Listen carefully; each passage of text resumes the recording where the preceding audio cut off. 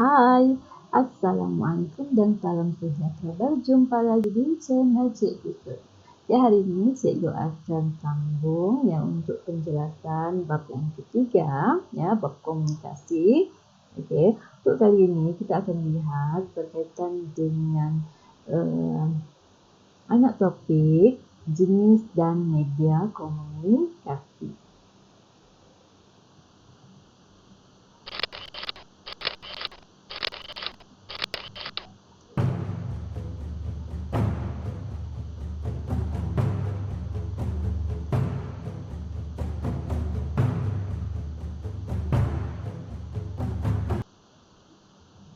Okey anak pelajar, ya, apa yang akan cikgu kongsikan hari ini ya adalah berkaitan dengan jenis komunikasi, okey, dan media komunikasi. Ya, kita akan lihat, cikgu akan terangkan berkaitan dengan dua anak topik ini. Okey, sebelum itu kita lihat dahulu apakah objektif kita. Okey, diharap di akhir video nanti anak-anak pelajar dapat menerangkan jenis komunikasi yang mana untuk jenis komunikasi terdapat dua jenis komunikasi. Okey, satu dinamakan sebagai komunikasi lisan dan yang kedua itu adalah komunikasi bukan lisan. Okey, kemudian diharapkan juga anak-anak pelajar dapat membandingkan media-media komunikasi dan kesesuaian penggunaannya. Okey, itu dua objektif yang mana diharap dapat dicapai di akhir video nanti ataupun di akhir sesi pembelajaran untuk kali ini. Okey, kita lihat dahulu yang pertama berkaitan dengan jenis komunikasi. Okey, untuk jenis komunikasi seperti yang cikgu telah jelaskan pada awal tadi terdapat dua jenis ya. Satu adalah dinamakan sebagai komunikasi lisan yang mana dan yang kedua adalah komunikasi bukan lisan. Untuk komunikasi lisan terdapat beberapa jenis komunikasi lisan. Satu perbincangan, kedua mesyuarat, ketiga ucapan dan keempat adalah pembentaran. Dan bukan lisan pula terbahagi kepada visual, bertulis dan bahasa badan. Ini secara umumnya dua jenis komunikasi, lisan dan bukan lisan. Kita lihat untuk komunikasi lisan terlebih dahulu. Komunikasi lisan itu apa? Komunikasi lisan adalah komunikasi yang menggunakan percakapan ataupun lisan ataupun pertuturan. Yang kita bercakap setiap hari kita bertutur kita menggunakan lisan kita, itu adalah komunikasi lisan. Komunikasi ini membolehkan pertukaran maklumat dengan cepat dan boleh mendapatkan maklum baras dengan segera.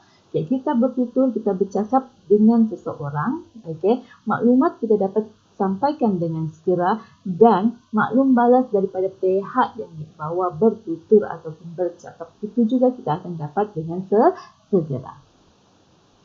Kebaikannya, satu komunikasi lisan dia adalah satu komunikasi yang cepatlah. Maknanya kita bersemuka, kita bertemu, kita berbual, kita bercakap secara lisan. Jadi maklumat cepat sampai kepada si pendengar. Yang kedua, komunikasi lisannya menggunakan melalui penggunaan alat komunikasi tambahan akan memudahkan lagi proses komunikasi berjalan. Contohnya seperti sekarang, cikgu menggunakan alat komunikasi iaitu laptop, kemudian pelantar YouTube untuk menyampaikan maklumat. Jadi, dengan penggunaan alat ini maknanya komunikasi ataupun interaksi boleh berlaku dengan mudah. Maklumat cikgu sampaikan dengan mudah. Seterusnya, komunikasi lisan akan menggambarkan emosi. Ini jelaslah kalau kita berkomunikasi dengan seseorang, kita boleh lihat riak wajah, dia punya perasaan, dia punya emosi, dia punya mimik muka, dia punya pergerakan. Semua kita boleh nampak pada masa tersebut. Kelemahannya pula, sekiranya si penghantar ataupun yang tengah berkomunikasi itu kurang kemahiran komunikasi, ya, maka ia akan mengganggu proses penyampaian maklumat. Okey, contohnya semasa berkomunikasi, suara penutur ataupun penghantar mesej itu tidak kedengaran ataupun terlalu pelan, ya, ataupun ada masalah gagap, ya, ada masalah suara dia tidak jelas. Jadi akan menyebabkan proses komunikasi itu berjalan ataupun tidak mencapai matlamat seperti yang diharapkan. Okay, kemudian komunikasi lisan, ya, secara percakapan, secara pertuturan tidak ada sebarang rekod. Maknanya tiada hitam putih. Okey, dan dari segi masa, untuk komunikasi lisan maknanya dia memerlukan masalah, ya. Sebab kita berkomunikasi dengan pihak lain, kita bercakap, jadi perlu masa yang agak panjang, ya. Kita tidak bolehlah berkomunikasi dalam masa yang singkat, ya. Bila kita berkomunikasi dalam masa yang singkat, mungkin maklumat yang hendak kita sampaikan tidak akan diperolehi dengan tepat ataupun betul kepada si pendengar. Okey, jadi itu antara kebaikan dan kelemahan komunikasi lisan. Okey, seterusnya, ya, kita akan lihat pula berkaitan dengan jenis-jenis yang terdapat dalam komunikasi lisan. Okey, kalau kamu lihat di dalam gambar yang cikgu tunjukkan ini, okey, ini ada satu kumpulan, okey, ini ada kumpulan-kumpulan kecil ataupun kumpulan-kumpulan kecil lah. Ini satu kumpulan besar. Okey, ini sebenarnya gambar ni kalau kamu faham, ya, dia menunjukkan berlakunya proses perbincangan. Okey, jadi komunikasi lisan yang kita akan jenis komunikasi lisan yang akan kita terangkan sekarang adalah berkaitan dengan perbincangan. Okey. Perbincangan di sini, ya, boleh berlaku secara formal ataupun tidak formal. Okey, kalau kamu lihat di dalam gambar ini, yang bulatan kumpulan besar ini kita andaikan sebagai dia perbincangan formal lah, ya, sebab dia duduk dalam satu kumpulan besar. Okey, yang kedua, gambar kedua ini pula adalah lebih kepada perbincangan yang tidak formal. Ya, mungkin perbincangan dengan rakan kamu, ya, dengan jiran, dengan adik-beradik, dengan ahli keluarga, ya, berkaitan dengan isu-isu yang santai sahaja. Okey, dan perbincangan dia boleh berlaku dalam kumpulan kerja ataupun antara kumpulan kerja. Kalau dalam kumpulan kerja, maknanya dalam organisasi kamu yang sama kumpulan kamu. Contoh, kamu dari Jabatan Pemasaran, maka kamu akan berbincang dalam kumpulan pemasaran itu sahaja, ya, berkaitan dengan isu-isu kerja. Okey, kalau antara kumpulan kerja, okay, contohnya kumpulan dari pemasaran, Jabatan Pemasaran akan berbincang dengan kumpulan dari Jabatan Pengeluaran, ya, berkaitan dengan produk yang akan dihasilkan. Okey. Seterusnya, perbincangan akan memberikan keputusan yang terbaik, idea dan boleh mengajukan soalan serta membuat keputusan. Ya, sebab melibatkan beberapa orang yang boleh berlaku secara formal ataupun tidak. Jadi di situ cetusan idea akan berlaku.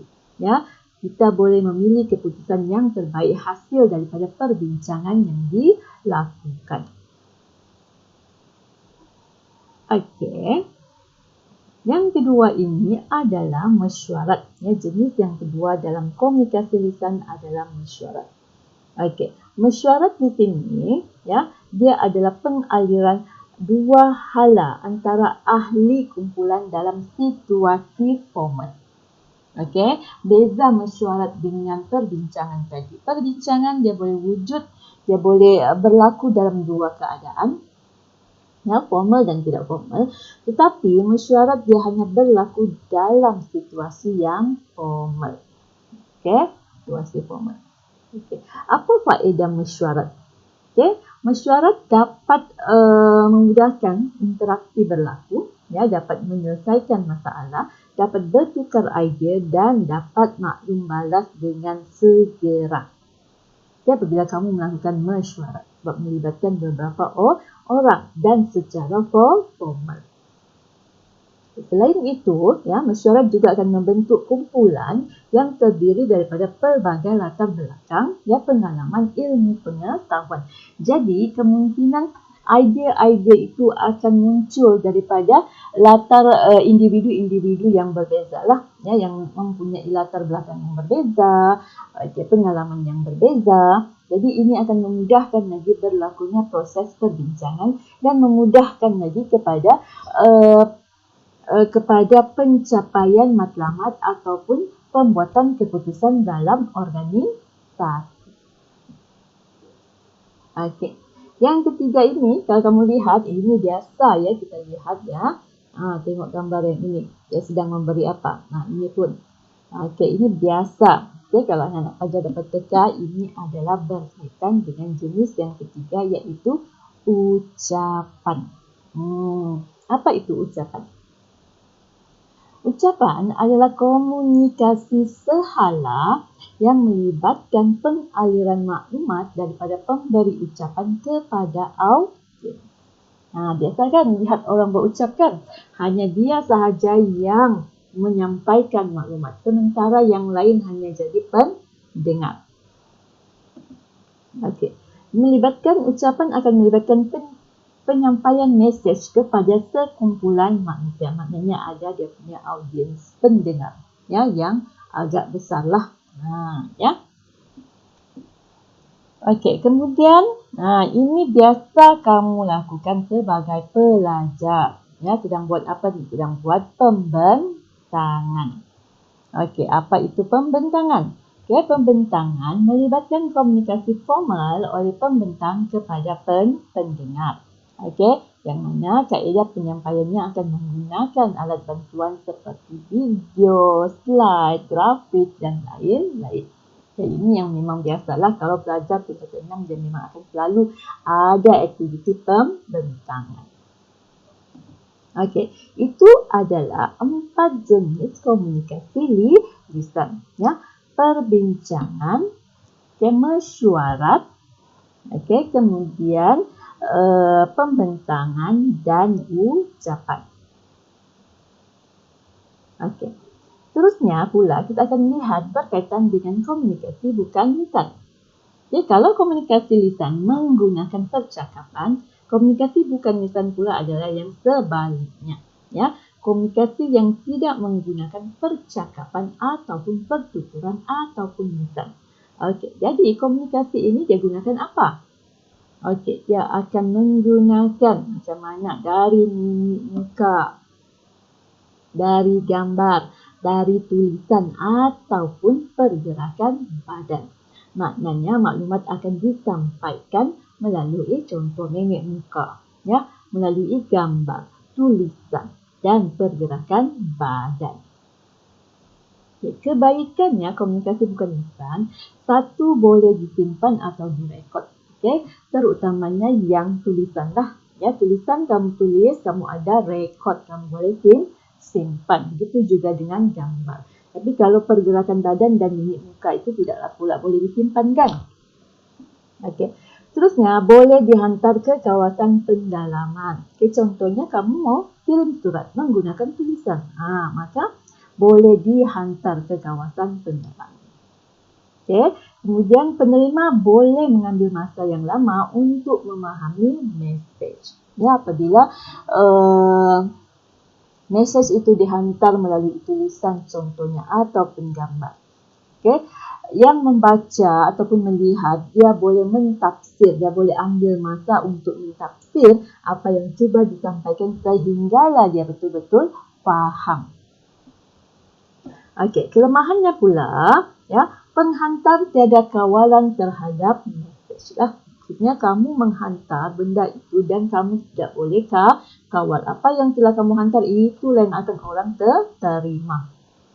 Okay. Kemudian maklum balas juga adalah lambat, ya, mungkin memerlukan masa yang agak panjang. Dan seterusnya, mesej yang diterima mungkin tidak jelas. Ini sekiranya apa yang cuba disampaikan oleh si pengantar tidak difahami oleh si penerima. Jadi mungkin dia tidak boleh bertanya untuk memahami apakah mesej yang hendak disampaikan. Okey, itu secara umum berkaitan dengan komunikasi bukan lisan. Sekarang kita akan lihat jenis-jenis komunikasi bukan lisan. Okey, lihat gambar ini. Tengok papan tanda kan. Okey, ada. Ini biasa kita lihat di tepi jalan. Ini kita namakan sebagai jenis yang pertama, iaitu secara visual. Okey, penglihatan. Kita lihat gambar itu, kita sudah boleh faham apa maksud yang cuba disampaikan. Okey. Visual di sini adalah komunikasi melalui gambar, carta, graf ataupun gambar raja lah. Okey. Yang mana yang biasalah kamu lihat kain rentang. Kalau dulu-dulu biasa kain rentang kita akan lihat sahaja ya. Kain rentang akan dipamerkan di mana-mana untuk menyampaikan maksud. Okey, majalah, papan kenyataan, poster dan lain-lain. Okay, itu secara visual melalui gambar. Okey, jenis yang kedua, okey, lihat ni. Ada email, memo. Okey, ini dia buat apa? Dia hantar mesej kan? Okey, ini adalah jenis yang kedua, iaitu secara bertulis. Okey, secara bertulis adalah komunikasi melalui simbol bertulis atau perkataan dalam bentuk sahala dan formal secara bertulis. Contohnya melalui surat, memorandum, laporan, email. Tidak melibatkan percakapan, tapi hanya tulisan. Okay. Dan jenis yang ketiga dinamakan sebagai bahasa badan. Apa itu bahasa badan? Okay. Bahasa badan. Okay. Contoh, tengok ni rasanya. Ni muka apa ni? Muka terkejut ke apa ni? Okay. Ini mengejek kan? Tengok lagi tu emoji-emoji, ada happy, ada surprise, ada playful, ada dizzy, sad dan angry. Jadi apabila kamu lihat ikon-ikon ini contohnya, ataupun memek muka ataupun pergerakan yang dilakukan oleh seseorang, kamu sudah tahu apa maksud yang dia cuba sampaikan. Okay, ini kita kategorikan sebagai bahasa badan lah. Okey, bahasa badan di sini adalah komunikasi bukan lisan dan bukan juga perkataan. Yang melibatkan pergerakan ataupun perawakan anggota manusia, tubuh manusia dari muka hingga ke kaki. Okey, mana contohnya melalui pandangan mata, air muka, pergerakan kepala, memek mukanya. Okey. Kalau contoh biasa, kalau muka orang tengah marah, dia besarkan mata, ataupun dia punya air muka itu menjadi merah, kamu tahu dia sedang marah. Itu adalah bahasa badan. Ataupun dia tunjuk tanda begini dekat bibir, itu maksudnya senyap, pergerakan badan. Ataupun dia anggukkan kepala, maksudnya dia faham. Ataupun dia menggeleng, maknanya dia tidak mahu ataupun dia tidak tahu. Itu adalah jenis komunikasi bukan lisan yang ketiga, iaitu bahasa badan. Jadi anak-anak pelajar yang pertama tadi berkaitan dengan jenis komunikasi. Secara cikgu rumuskan untuk jenis komunikasi ini, dia ada dua, lisan dan bukan lisan. Dan lisan dia ada 4, mana kita boleh, kalau kamu ingat, perbincangan, pembentangan, mesyuarat dan ucapan. Manakala bukan lisan pula dia ada 3, visual, bertulis dan bahasa badan. Ini bahagian yang pertama. Seterusnya cikgu akan terangkan pula untuk bahagian yang kedua berkaitan dengan media komunikasi. Kalau kamu lihat di sini media komunikasi, media adalah saluran yang digunakan untuk menghantar mesej. Yang mana terdiri daripada satu dinamakan sebagai media persendirian, Okay, media persendirian ini seperti bersemuka, telefon, kemudian kita ada memorandum, surat menyurat dan memo. Okay, ini media persendirian, maknanya individu punya yang digunakan oleh individu. Okay. Okay, yang kedua kita ada media massa.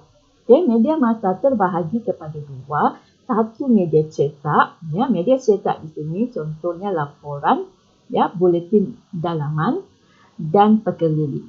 Ini semua adalah bercetak. Okay, kemudian yang kedua adalah media elektronik. Okay, contohnya komputer, okay, email, internet dan intranet, okay, faksimile, okay, telefon. Telefon ni dia ada banyak lah dalam dia, SMS, rel suara, MMS. Sekarang apa? WhatsApp, Telegram, semua itu di bawah media elektronik. Okay, dan juga adalah telesidang, video, komputer, Skype.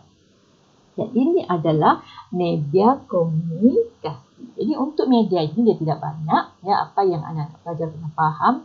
Media itu adalah saluran yang digunakan untuk menyampaikan mesej, yang mana dia terdiri daripada media persendirian dan media massa. Media massa pula dipecahkan kepada dua, iaitu media cetak dan media elektronik.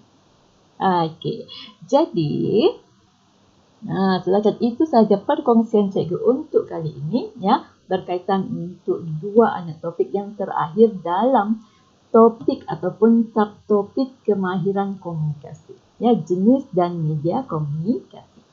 Okey, cikgu harap video ini bermanfaat kepada anak-anak pelajar untuk membantu, ya, memudahkan anak-anak pelajar mengulang kaji, ya, topik berkaitan dengan kemahiran komunikasi.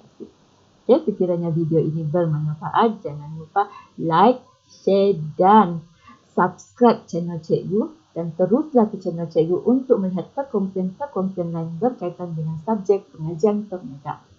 Okey, jadi sampai di sini sahaja. Sekian, terima kasih, jumpa lagi. Bye.